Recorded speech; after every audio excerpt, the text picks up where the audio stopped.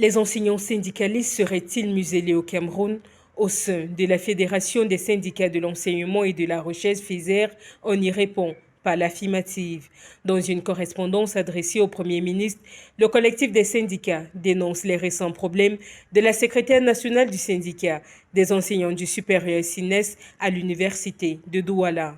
Elle a saisi la FESER pour nous faire part de ce qu'elle était en train de subir dans son université, notamment son recteur qui l'a convoqué, l'a reproché d'avoir réuni les enseignants, qu'il y a même un des recteurs, vice-recteurs, qui a dû dire qu'elle travaille pour la politique, elle travaille pour le MRC.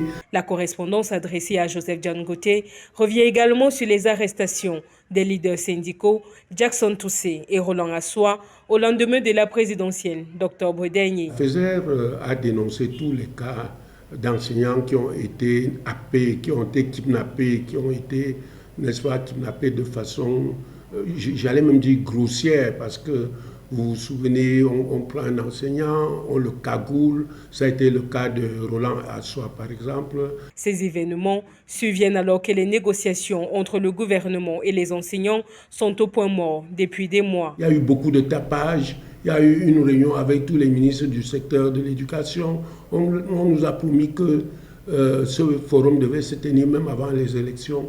Nous voici au lendemain, tout est au niveau zéro. Une situation qui avait conduit le SINES et le collectif des organisations des enseignants du Cameroun correct à annoncer un durcissement de la grève.